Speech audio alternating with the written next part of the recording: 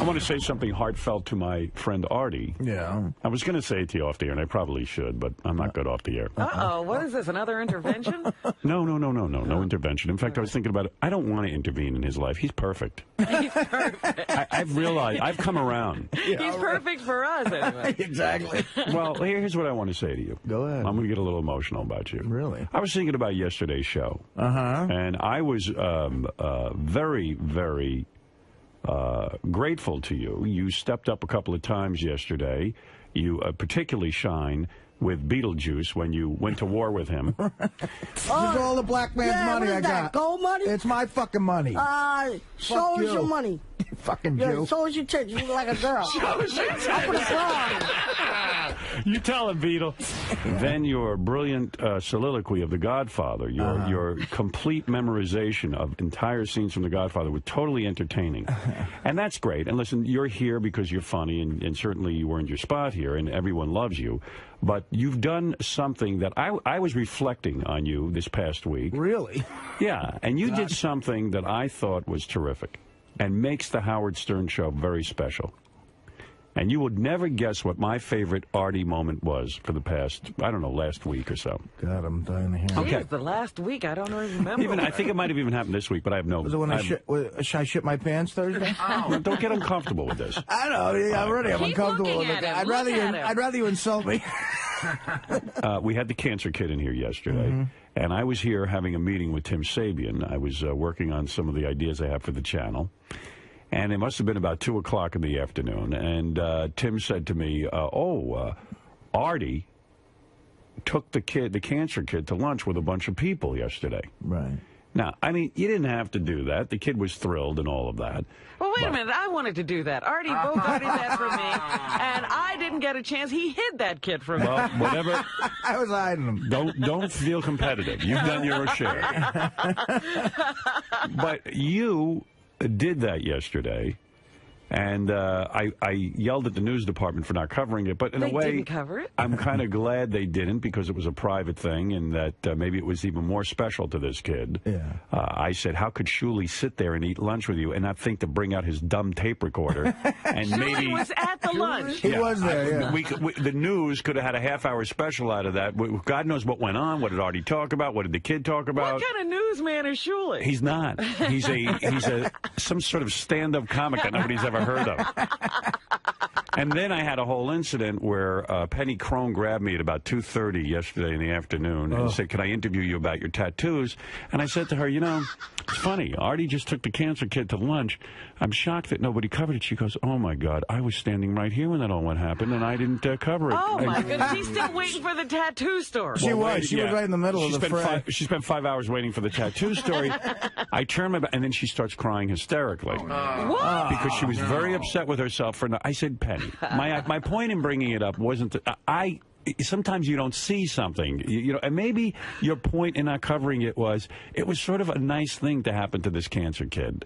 And maybe you want they didn't have to make a whole production of it necessarily, but they certainly could have told a story. I wasn't mad at Penny. I didn't feel she missed a story. Sometimes it's not obvious, you know. It just was obvious to me at that moment that might have been an interesting story. That's a pretty obvious story. There's Penny crying in the hall. Oh, no. I had to cradle her for 15 minutes. Poor Penny.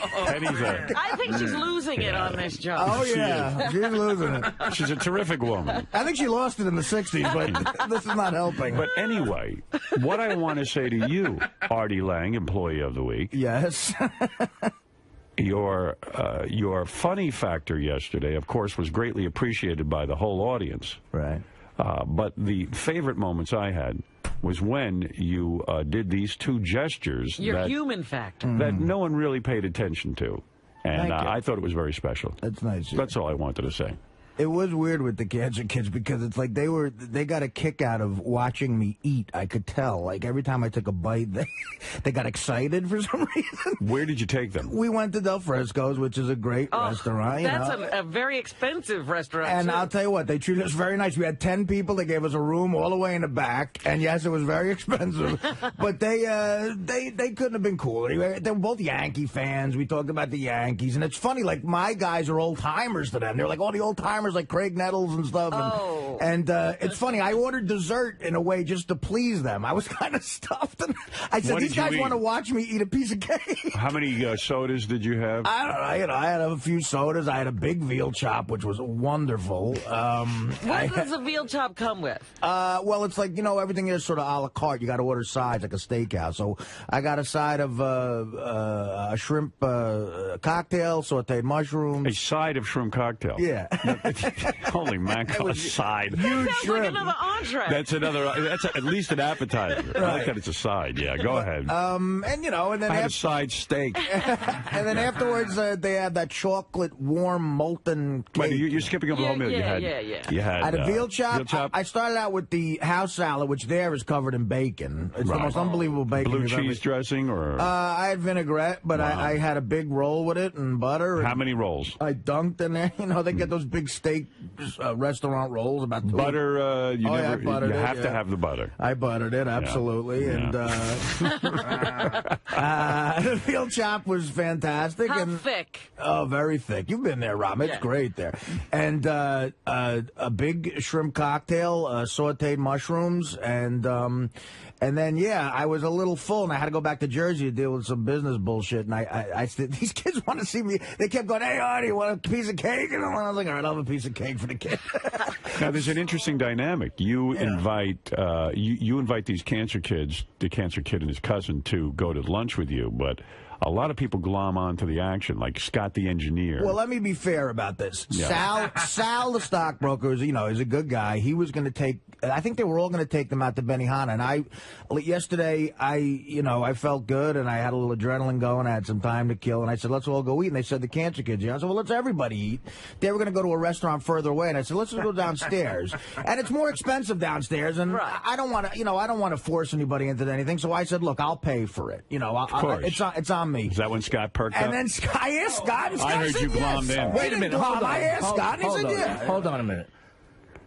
I was standing in the hall, and Artie goes, who wants to go to lunch? Yeah, that's what I said. I didn't even glom. He said, who wants to go to lunch? I said, all right, I'll go. Did Scott reach for the wallet at all? I did. I offered him money. I said to Penny in the halls, I said, you at least had to cover how Scott makes the move at the end. And she goes, Scott's very pour. He makes very little money. And I go, oh, what is he singing his tail off? No, it wasn't. No, we got into something else. But I offered him money. No, he's right. I would have paid. I only had a burger. I didn't order like a steak or anything. I just had a burger. I'm just kidding with you. So and I'll give him money right now. I mean, no, you had a $38 Give him the burger. money. I want to see. He acts like the burgers are $2. Busting your chops. What was the tab over at Delmonico? About $500. $500. It was 10 of us. Wow, that's amazing, Artie. Whatever. What am I going to do with my money? I don't ski or anything. Any drinking going on, or just no? I didn't drink. Cocktails? I didn't drink. Just strictly food. And the two cancer kids were really nice, really great kid. You could cancer tell, kid can't eat much. He's got the chemo going. Right, that's what I figured. He probably threw up that 50-buck lunch you brought him. Yeah. But you could tell how big a fan they are of the show, and they took pictures, and it was nice. But you could tell that Artie really felt for them. During the show, he gave one of the kids a box of the Devil Dog. Wow, that's unbelievable. And he signed it too. And he signed it, and then he signed a bottle of Jack Daniels to the other one. The kid who was of age. Yeah, 21. Just turned 21. They're not that much kids. You know what's funny? You can tell how people love the show, like what they like. We're afraid we're abusing people with some of the dark shit we do, but you know what that cancer kid said to me at lunch? What did he say? He goes, oh, man, I was hoping you were going to do the wah. He wanted you to wah? I said, you wanted that? He's like, yeah. Where were you on? You don't come to think of it. I take back everything I said. You were too sympathetic. He goes, I thought you were going to do the wah. I got cancer. I was like, oh, Christ. Yeah, that was a perfect move for you. That would have been the key move. Yes, I had hit you with a 2x4, too. And, if you're interested in going back... You should have beat him with a hammer. Going back to that story you were talking about, Artie taking a kid out to lunch and the news not covering it, and Penny crying. If you go to your page and read, I have the tape of Penny crying. How'd you get that? Someone started taping in the hallway yesterday. All right, here's Penny Crone crying after I told her she missed the story. Here you go. I was standing right here. I've been here for 5 hours. Come here. Come here. And then Liz gets mad. I don't want to get you mad, Howard, and you're 100% right. I'm not mad. Shut up, Ronnie. Oh, my goodness. Do you have more of that? Because she was going for a while. Let me see. There was a huge thing going on in the hall. She cries a lot. She cried once We did a press conference. Is she stable? No, but no. She talks about she cries a lot, and weird things make her cry. I don't even remember, but one time John DeBella pointed at her. Yeah. Do you remember he pointed at her? And she started crying. She started crying. She goes, I don't like people pointing at me. Yeah. Don't point at me, okay? All right, I don't like them. All right, I don't even know you, and I don't point at you. All right? Right, exactly. And now I'll point at you. Taking this back to your sitting room. No, I hate that. Bringing it up to be the way. I just hate that. I'm Italian. Pardon me. I talk with my hands. Penny, you hate John? No, I hate being pointed at. Are you crying? I think No. it's about to go over. Penny, you're crying.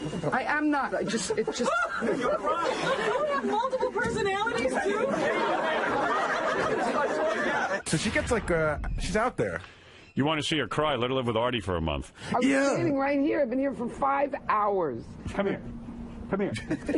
She waited 5 hours for me outside my office while I was having meetings to ask me about my tattoos, while the biggest story was going on downstairs. That story passed her by. You know what's hilarious about the dynamic out there? I walk outside, and the kid Greg, he goes, what happened with Beetlejuice? And I don't know. We started arguing about Beetlejuice, and I take a second of stepping right here. Do you have any tattoos?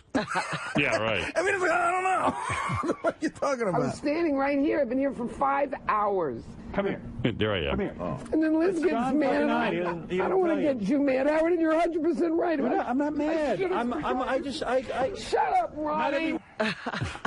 You got to get the rest of that tape. All right, I'll pull more tape. By the way, you know, Sal was at that lunch. He could have taped it. I know. No one taped it. Scott the engineer, Shuley, Tim Sabian knew about it. I mean, Sal's part of the show. I mean, he's Sabian? down there just, it's not just time for him to eat. He should think of these things. Yeah, I'm sitting in a meeting with Tim, and he goes, Artie took the cancer kid to lunch. I go, is anybody taping it? Anybody? Tim writes it down on his pad. I go, Tim, it passed. You don't write it down on your pad. He'll know the next time. He goes, well, I'm going to tell the news department they missed it. I go, oh, good. Okay, great. Well, you know what? Now we got to get another cancer kid in. We got to go through this whole thing again. It wasn't that eventful.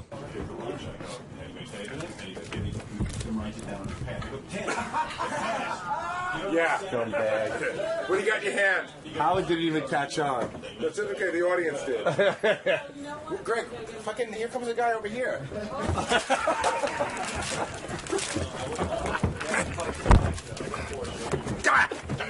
Okay, you got me. You got me. It's going in your mouth. It's going in your mouth. I will throw you. I will throw you on the ground and put this up your ass. Are you angry with me? No. Oh my God! A lot of pent-up hostility, Gary. I wonder where that came from. I get so pent up. You know what? That's exactly right. You got to come up with a new plan, man. So I don't know. I just, I wasn't mad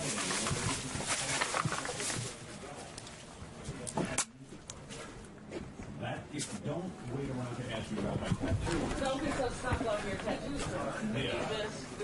Yeah. Taking the kids and get the lunch store. What's great about the news department is they're mobile. They can go after the show and follow. That tattoo story will be there tomorrow. Yeah, that tattoo story. I could question, how many tattoos do you have? I got 3. Where are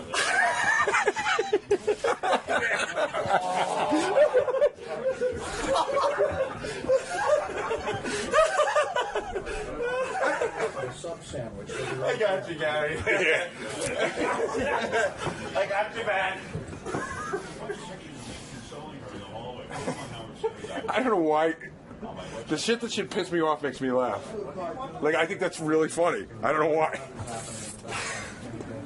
Dude, don't make a mess. No, this will make it. They're going to have a shit fit here. Every time Gary thinks he's going to be one up on me, I always get him back. You're never going to beat me, Bowie. Never.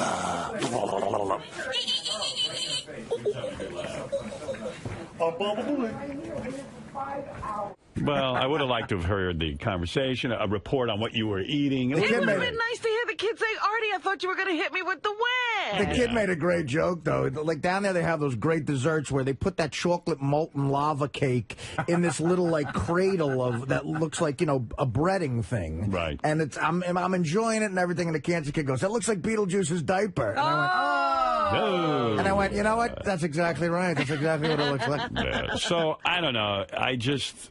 so I wasn't mad at anyone. I was trying to sort of say, hey, guys, we got this whole news department. Don't wait around to ask me about my tattoos. Don't be so stuck on your tattoo story that you miss the Artie taking the cancer kid to lunch story. What's great about the news department is they're mobile. They can go after the show and follow people around. That tattoo story will be there tomorrow. Yeah, that tattoo story. The question is, how many tattoos do you have? I go, 3. Where are they? I go, my pinky, back of my neck, and my arm. Oh, what are they? I go, it occurs to me, Artie's having a cancer kid for lunch. Why are you guys not covering that? They won't cover that, but if Artie's throwing up on a sub sandwich, they'll be right there. And then Penny goes, oh, my God, I was standing right there. And then she started crying. And there's a bunch of pictures of me consoling her in the hallway. Put them on howardstern.com on my website where I can't find anything. We should do a cartoon, like a political cartoon, of 9/11's happening in the background, and Penny's asking somebody, where's they have a your tattoo? Yeah, it's great. I was standing right here. I've been here for 5 hours. See a plane going into the building? You're going to make her cry again. It was like The Godfather. She was like ready to hand in her resignation. I go, Penny, there'll be other stories. John, man, I don't want to get you mad, Howard, and you're 100% right. I'm not mad. Shut up, Ronnie. Ronnie's fun to have around in that situation. Meanwhile, Penny's crying hysterically. Doug Goodstein walks over, and he takes out his camera and starts taking pictures of a hysterical woman crying. That was actually video. I was shooting video. I have the whole thing on videotape. Oh, do you? Yeah, that was a little video camera, and I took stills. Those are the stills from the video. Do you have the sound? Yeah, that's what you're listening to. Oh, that's no kidding. Yeah. More, Howard. Oh, great. That's your film for the film festival. Doug has become completely desensitized to people's feelings. Like in Vegas, if I had started dying, he would have set up camera angles. Yeah, they wouldn't have called anyone. I even said to Doug, you're sitting here laughing at Penny. I go, you're from In Demand. You guys should have been down there filming lunch. I learned about it when you did. I didn't know anything about it. Yeah. But the funniest thing, talk about desensitized, is Ronnie was sitting there giggling the whole entire time. I have a couple of frame grabs of that, too. But he's literally he's like chuckling, like right in her face. Oh, right in her face. He was having a good laugh. It's so funny. So was I. I was standing right here. I've been here for 5 hours. Come here. Come here. And then Liz gets mad. I don't want to get you mad, Howard, and you're 100% right. I'm not mad. Shut up, Ronnie. Shut up, Ron. There's still a way to cover this story. They can get in touch with the kid and see what it was like for him and the whole thing. Moment's gone. No, I'm not saying they can capture that moment. It's still a story there. Hey, Howard, if you go to CD1, just because I wanted to get it to you quick, it's the entire conversation out in the hallway. Oh, good. I listened to the first minute and a half, and I just wanted to get it in. All right. Penny, you got to relax, man. What's going on, Penny? Penny, I'm worried about you. You're locked up. Like a loser been on me. Penny, not every... Don't let my man, surely. No. Yeah, I am. I'm mad at everybody. Not my Penny. Who's that? Who's mad? I'm in. Scott the engineer. I'm doing the follow-up tomorrow. Liz, I think. There's 3 great stories going on here. Scott went out. Let me pause. Yeah, who are all the people? Penny's crying because she missed the story of Artie having lunch with the cancer kid. With that, Liz Aiello, the news director, who's Penny's boss, comes in and hears that everyone missed a story, and Shuli was at the lunch. She's going berserk, and she's angry. I'm trying to calm the situation down by saying, I only brought it up to explain that this might have been a good story, not to sit here. Penny's screaming now she's going to get Shuli in trouble, and she's going to get herself in trouble. Then Ronnie's laughing in her face because he's waiting for me because we're going to go outside. And Goodstein's there taping all of this, smiling. He was laughing his ass off, man. It was funny. Out. Hasn't returned for hours now. He came back. He left. He went home. He went home. So he had a big fat lunch. And he went. So now I'm complaining. I go, at the very least, I go, where is Scott the engineer having a 2-hour lunch on Artie's dime? And why is he not here doing any work? I said, at least tape that part of the story. Where is he? Now I got him in trouble. No, I knew about it. I found out from Tim about the lunch. This has nothing to do with you. Don't cry. No, I missed it. I was standing right here. I've been here for 5 hours. Come here. Come here. I got invited to lunch, and I said I can't go. And then Liz gets mad. I don't want to get you mad, Howard, and you're 100% right. I'm not mad. Shut up, Ronnie. Not everyone comes up with these ideas. Honey, I forgot to What are you hitting me for? So the other story is, who paid for this thing? I heard Artie. Artie paid. Of course. And Scott, did he get involved. I'll take care of this guy. Scott doesn't have any money. He's got a horrible pension. Yeah, but I like how he weasels into it. Pension. He's got no pension. Well, with IBEW from CBS, he was telling me it's... Yeah, you get his let's all cry if for he him. wants you crying for him. You know what he's He says he only made $60,000 a year for the 20 years yeah, he but was he only buys cigarettes, so he's got like $20 million in the bank. He doesn't go anywhere. He picked the right career. And then the other story is that, I don't know, I forgot. But I think it was a half-hour special here. He said it was a half-hour special. Oh, Penny, you could have won the Pulitzer. I can't believe I missed that. She's going to kill me. Don't go back there. That's the other story. And I got Shirley in trouble. Mike, her yelling at you and then put it on the air. Emergency John, meeting. come on, get to work. What are you doing? I owe you one. I am so sorry. Stop it. Look at the face on her. No. See, I was having a philosophical discussion with Tim about news. And I said, Tim, you know, the news has got to go beyond the studio wherever it goes, that's what's so great about them. They're completely portable. And he goes, yeah, you know, like Artie just took the Make-A-Wish kid out to lunch. I go, whoa. He knew too. Yeah, I go, wait a second. Tim, that's a killer story. Like, why don't we tape that? He said, write it down. No one, listen to me. It's not always obvious. It should be. I mean, that's what we get paid for. When they said, do you want to go? That's the thing, we're not paying you anymore, so that was it. I should not get paid for that. No, you're getting paid. No, the point is, I like the tattoo when story. they said we're taking the Make-A-Wish, Wait 5 hours. You see Robin. I was waiting there. I even Thank said God. to Liz, I missed the noon show. I said, Honey, the questions you asked me about the tattoo were unbelievable. I feel bad now. Penny, 1 million people missed it.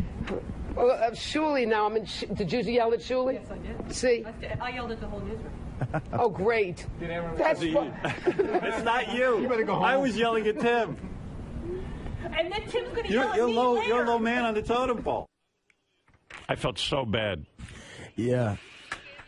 When I see a woman cry, oh, forget it. Oh, I'm the same What way. does that do to a guy? Because I know no guy can stand to see a woman cry. my mom was. It's my kryptonite. My mom was depressed for years, so she used to sit at the table when I'd come home from school and scream. She would be crying. Oh. And then she would, talk about killing herself, and then so like when I see a woman crying, I'm like, oh no. She's gonna kill herself. Yeah, she's gonna oh no. I don't want to get into it now. We're on the air. Why am I a coward? Because we're out there. Yeah. And Doug's a piece of crap, too, in my opinion. Okay. You stand there and laugh. I didn't laugh. I have just had a shot. It makes me smile. Yeah, no, when I said to you, when I asked you, I said, when Howard was out there, and I asked you specifically. Yeah. I said, I was out here, I made a mistake. Ronnie knows I was out here for 5 hours. Right. You never said right. You're full of shit. You just stood there like this. Like you always stand like this. It's like... What do you want me to do? And then you with that stupid little piece of shit camera. What was that? That's the only thing I had. Why is it always everybody else's fault? It's not everybody else's fault. Why are you it's blaming like me you guys are my Did we friends get and you should have come to my defense. I did. Immediately. It's the show, though. What are you talking It's about? also the show. I said you were here back here the whole time waiting to do a story. No, you didn't. Yeah, I did. Go back and listen to the fucking tape. Yeah, all right, you want me to? Yeah. Because I got a copy of it. Go ahead, go listen You didn't to open your fucking mouth once. Not once. And I've known you 20 fucking years. You should have said to Howard, you know what? What's wrong with her? I don't know. I just came to do another story. She likes us. No, I'm leaving. Now she Penny. What? Talk to me. What's the matter? I just, you know what? It's like, I don't want to talk about it. I got to go. Because Liz is going to come in. She's going to kick my ass again. Hello. This is the Howard Stern Show. Get used to it. This is the way it is here. What does that mean? Everybody gets thrown under the bus here. I get thrown under all the time. But you know what? I feel like you've been throwing me under the bus more than anybody. What? I stood out here. I stood up and ate my lunch, waiting. I know that. Waiting. And you should have said to Howard, she's working hard. That's all you had to say. She's doing a good job. You should have said that to Howard. What did you say that was bad? I didn't say anything. You should have come to my defense and said she couldn't go to the lunch with Artie. I said you couldn't. You didn't go listen to the fucking tape. Now I'm mad because go listen to the tape. And I said to him, she stayed back here to do the tattoo story. And that's why she didn't go to lunch. And when'd you get that camera? And that you were invited. I said you were invited to the lunch. It's one of the best cameras on the market for digital video. Oh, don't get... Oh, baby shithead. I said, you nuts? I don't want to go there. I'm out of here. I'm not talking. Penny. No. Ben, I gotta go. talk to me real quick. No. Why are they? Don't get why the are you so naked upset women with that them? were doing the Sibian. What? Why are you so upset with them? They were just observing. They didn't come to my defense. They should have come to my defense. I stood out there for 4 hours waiting for Robin. And you get out of here, too. I'm just not in the mood. Well, no. What did I do? No, you didn't do anything. I didn't do anything. I'm trying to get your story on tape. I gotta, no, don't, you know, you're a bunch of snakes. Why? Why don't you just have hidden cameras? I'm doing a story on you today and what a pig you are in your office with Richard. Yeah, but what are you getting on me for? I haven't done a thing to you. I invited you to that lunch and you couldn't because you had a story, and I backed you up. Apologize. What a bitch. I want to talk to you anyway. Go take your camera to the Sibian girls, okay? Hey, why are you so upset when it was really? Hey, come here. Really Tell Ronnie what you feel, man. Come on. No. Why was it Ronnie's fault? Because I don't want to get... Look, you're on the air. We'll talk later. Okay? Can we do that? When you're on the air, I respect we're talking that. now. No, I'm a professional. I respect that. I'm out of here. If you were a professional, you would have been at the lunch yesterday covering it. Now, that was good. So, Penny, you're leaving upset with Ronnie and Doug? I'm mad at Doug. I'm mad at Ronnie. When Howard came out, they should have said, Penny's been here all day. I didn't know that. I just got back. I just walked in and saw you for 2 seconds. I was out all day myself. What's your problem? It's this. It's a It's piece something. of shit like mine. It's something you should have brought to the You and lunch I are yesterday. friends. You had two beautiful... It's a recorder that you should have brought to the lunch two beautiful yesterday. girls sitting on the Sibian. Why? What do I have to do? Uh-oh, you're He's hurt. Now he's pissed. He's throwing you Now out, he's hurt. Penny. He's throwing you out. You've been tossed by security. What did he say? He said, get out of the Stern Show, beat it. Oh, he wasn't talking to me. Yes, he was. You weren't talking to me. Yes, I was. You heard him. Get out. Can we are on the. They are on the air right now, George. Are they? Should you not respect a little piece, like when Howard meditates? Well, why did you come back here and start a whole I came shit? back to talk to Lisa G. No, you about. didn't. You started a whole shit with No, me. you Why did I started pick this it. up with you? You started. Would you take that camera and shove it up your ass? Penny, come on here. Penny, why are you getting mad? Penny, why are you getting mad at me? Penny, What's he with this camera? Penny, why are you getting mad at me? I Don't didn't you do have anything. two beautiful women sitting on a Sibian? What the fuck are you doing with me? Now, Liz is going to get mad at me. You better go to bat with me. Tim is another issue, Sabian. He's another... What are you doing with this thing? Come on, I'm recording What is you. that, you faggot? It's a recorder. Stop. I'm going in the NFL offices. Can I come in? Come on, Thanks. these guys have to work. Don't do that. Yes, Scott. What are you going to tear me an asshole for?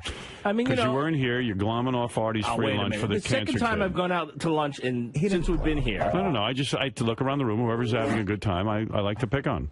Why should that's why I want to have a good time when I I'm know. not? Finally, finally, I get to have a good time, and he fucking ripped me. You picked the wrong day not to be. I sure did. 2:15 working, and I look around. Nobody's here. Everyone's out to lunch. Apparently, taking Scott to lunch is just like taking a cancer kid. Yeah, there you go. She's so pitiful. I almost got cancer. And why is Penny broadcasting my personal conversations with her? I What the know. hell's Why are wrong? you having What the them? hell's wrong with her? I'm that's gonna a make her story. cry again. She was sticking up for you. In That's a 1978, story. they cut my salary again. Yeah. I want to know all that stuff. They should do a profile of Scott where he's just doing all of his complaining. I know. I wasn't bitching. Oh, my God. No, I don't know about the CBS IBE pension plan. What is the problem? Talk to with Scott the for 5 pension? minutes, and you'll know. No, she was like, you're in the union over there. You must have a huge pension. I go, no, I don't have a huge pension. I have a very small pension. To That talk to Scott is to listen to him complain. I wasn't complaining. I was telling her where it's at. I was telling her, I don't know why she doesn't do a story on that. Yeah, I'd love to hear that. I'm doing a lot better here. I'm grateful that you brought me here, and I love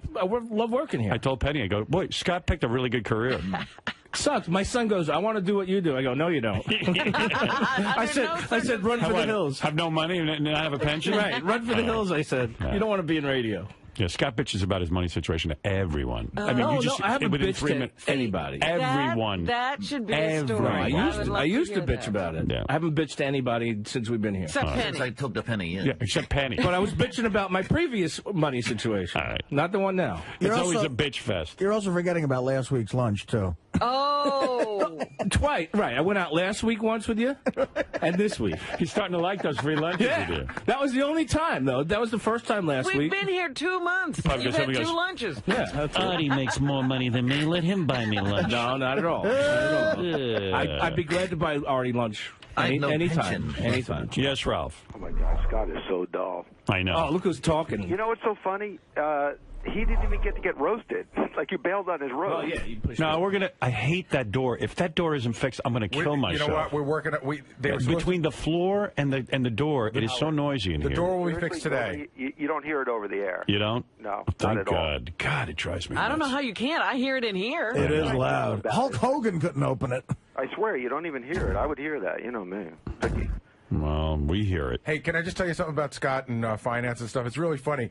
The day I met Scott, right, the first day he ever worked for us, he had been out of work for a year at ABC. Not a year. Or whatever it was. Yeah. But he had a kid on the way, and within the first 10 minutes of talking to Scott, I found out that he hadn't worked for X amount of time, that he'd maxed out all his credit cards, and that he was deep in debt. Yeah. And he hasn't stopped talking about money since. Yeah, and everybody likes to be around a real upper like Scott. I've been in debt since then. No, but I mean, the day I met him, like, I knew him for 5 minutes. He's like, That's nothing. The day I met him, he goes, I was an engineer at WPLJ. They never paid me. My first wife, I finally saved up enough money for a house. And then my wife left me for the gym instructor. And then she got in shape and she left me and she took the house. Scott, you know what? You know what? Why don't I go in my backyard and hang myself? Scott, you know what? I don't want to pile on, but talking to you is not exactly like talking to Tony Robbins. Is there such a thing as an unmotivational speaker?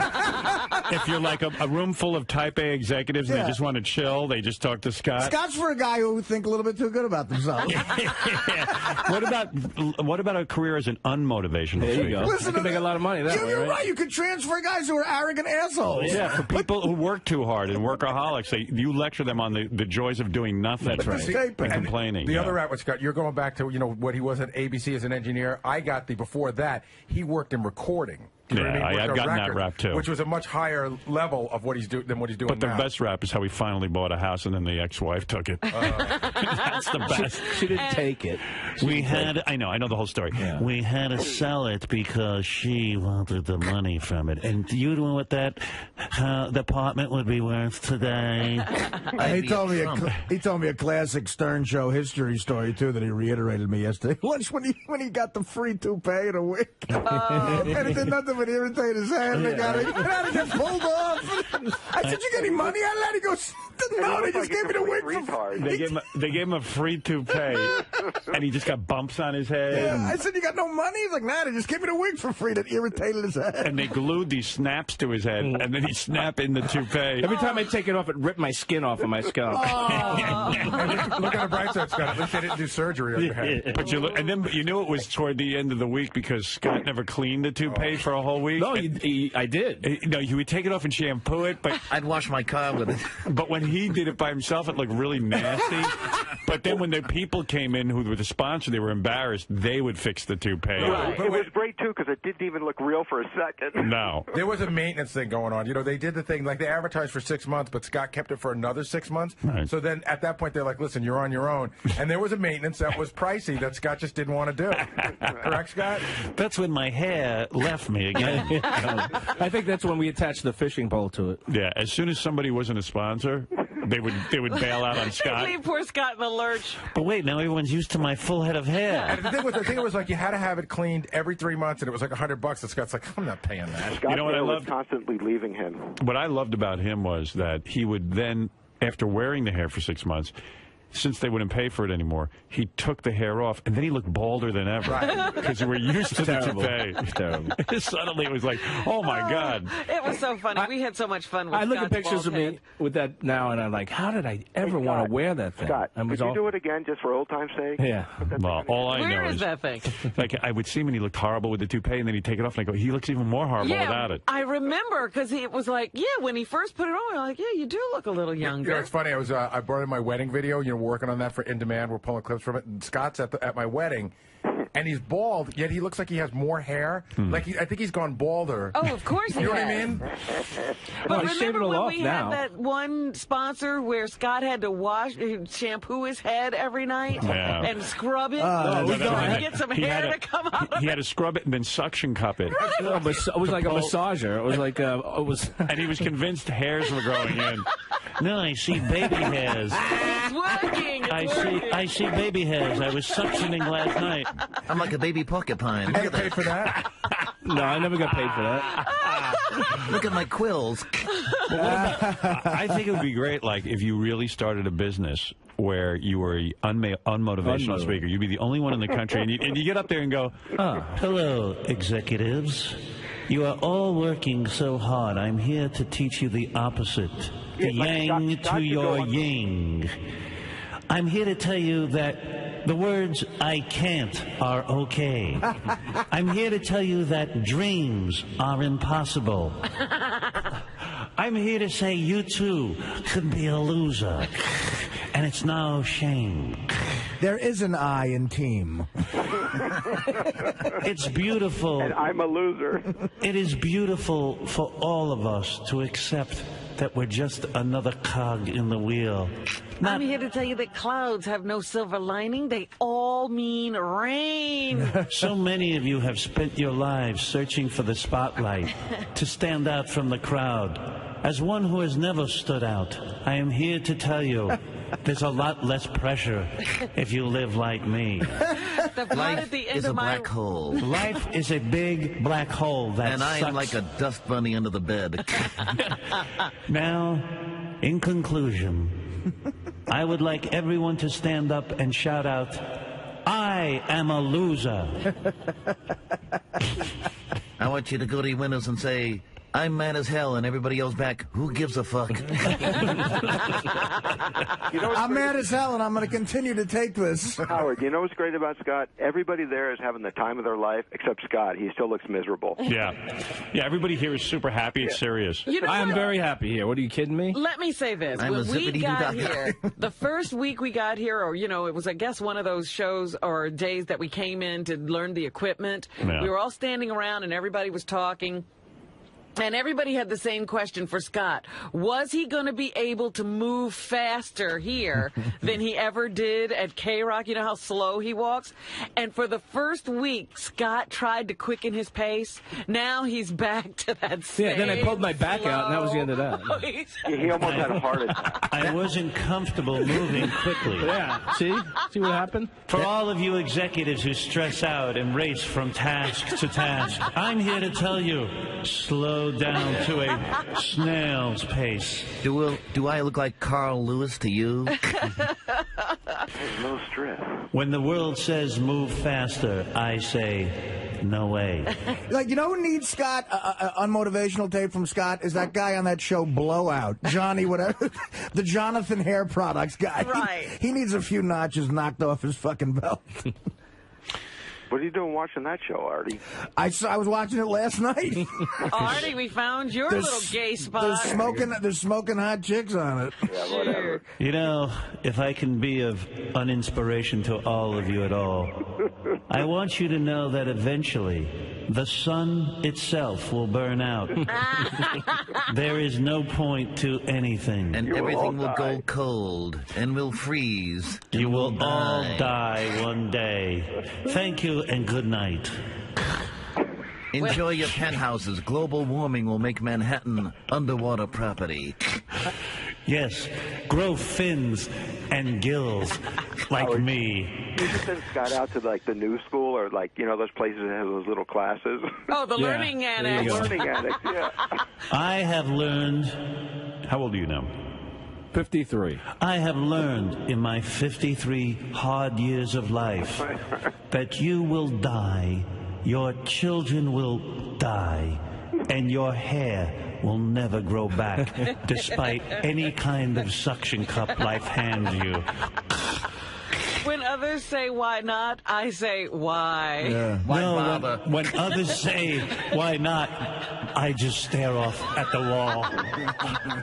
You know, the world is a black place, just like my lungs. It all comes from my mother. I got to blame her. She was. Oh my goodness. She used to say that the No, I'm telling you. Welcome to meet the strength. She used to tell us, you know, may she rest in peace. She used to tell us the family has a black cloud over it. I mean, and that's where the That was our coat of arms. Yeah, I'm telling you. My mother brought me into a room at a young age to show me the family coat of arms. And all it was a black blotch. Really? Oh, yeah. The family, she always said the family is cursed. The cloud follows us wherever we go, and there's no getting around it. My mother said to me at a young age, of course she was a gypsy woman, who had bared the scar of the werewolf her entire life. The scar of the werewolf. The family curse will be yours, Scott, one day. Your burden to bear. You'll be a bald, black-lunged, lazy worker who goes. This is your legacy. Whose only fun in life will be a bowling league. And then you'll really fuck things up by admitting that you had an affair and cheated on your wife. Once, just once. I believe it was Mahatma Gandhi that said, "You must be the change you wish to see in the world." Gandhi was an asshole. Thank you and good night, ladies and gentlemen. All right, look, I got to take a break. Thank you, Scott the engineer. Good luck to you. And thank you. I think he needs a meet the shrink session. Yeah. Sorry, I went out to lunch. Why would your mom say there was a curse on the family? That is, dude. Honestly, I wouldn't know how to deal with that as an adult. Thinking back, how old were you when she said that? As far back as I can remember, like she used to say it every day. My early teens, from my early teens on. Come out tomorrow. Do you remember a time where you were looking at life like maybe life is just a bowl of cherries, and then your mom kept telling you that there was a curse on the family, and then you just started slouching over and your hair started falling out of your head? I did. I mean, God, you know, really? In my early 20s. Go ahead. I had just graduated from school. I got a job in a recording studio. Full of optimism. You were a winner. Life was going great. There's nothing better than hope when you're young. It's great. Yes. Life was going great. And then I got married to my first wife. Yes. Everything was going great. We were getting along, and all of a sudden, boom, the cloud covered me. Got divorced, had to give up, all of my that house, my pension, my job, my money, everything. Right. And that's when you knew your mother was right, Done. right? I was done. And so then you said, why bother? No, and then I met my current wife, and things got better. Enough of the family curse. My current wife learned to grow deaf. And then when did you start balding? Really young? I am my mid-20s. But does your wife stand just outside the cloud and it just rains on you? No, I bring everybody into that cloud. I think anyone associated with the family has to curse. Did you tell your son that he has no hope to stop dreaming? Yeah, you don't give him that speech, do you? No, I don't. No, never give him that speech. I mean, my sister is cursed, and she's got the whole thing going on too. She started growing hair on her face. She's bald too. What do you mean? How is she cursed? Oh, I can't even get into that. I don't even want to know about that. The family curse. Oh my God. Well, I'm sorry to hear about your curse. I was just brought up to be very negative. I'm never happy with anything. It's just one of those mental wacko things that people go through. Some people have ADD. I have negativity that was bred into me for some goddamn reason. Who knows? Does it piss you off, though, when they talk about it on the air and they bring you up? Howard even went as far as to mention you as an unmotivational speaker. Perfect field for me. I think I could do very well there, It's just amazing. Like they said, you'll open a funeral parlor and people will stop dying. So you're born to lose. Absolutely. When I first came to Sirius, I looked in the studio where Sal and Richard were, and it's such a beautiful, clean, neat working environment. You should see it. It's all high tech, and it's really... Yeah, they've got tons of equipment. Yeah. It's amazing. And now, in 2 short months, the room is filled with just garbage all over the floors.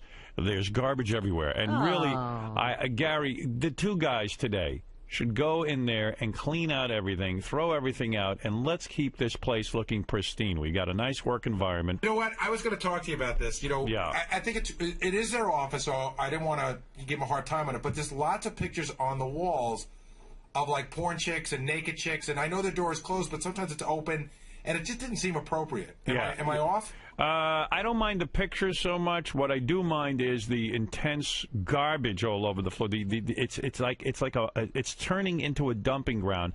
And what I need you to do is take all the interns, bring a big plastic garbage bag in there, and anything that's on the floor just throw out. No. That's what my mom used to do to me in my room, and it totally emasculated me. This is stuff from the mail that we got to go through. See these boxes? These are boxes from K-Rock that we still need. And all this stuff here is for the movie. This is all movie props. Me and Rich are liking this way. This is our mess. This is all mail that people send in that we got to go through. Yeah. Porno that we got to check out, and this is all important. This is all the notes here for the show that Howard needs every day. I have to log every time Howard plays something. Here's a fun. These are fun like props. A dildo, a prop that we need around. Greg, if Rich wants to like smack me in the face with a dildo, or if I want to do this to Rich, like stuff like that. These are just props that we use on each other. All right, stop it! Stop it! These are just things that. All right, very good. Listen, we'll meet the girls and we get a lot more. These are just things that we do every day.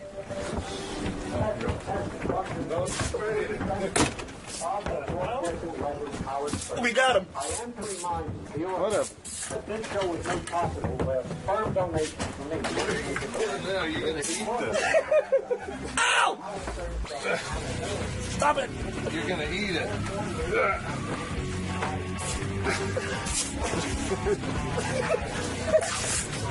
Okay, I'm out of breath. Leave me alone. Enough. All right. Okay. You see, you can never mess with this guy because he just doesn't stop. You started. You're the one that bought this crap.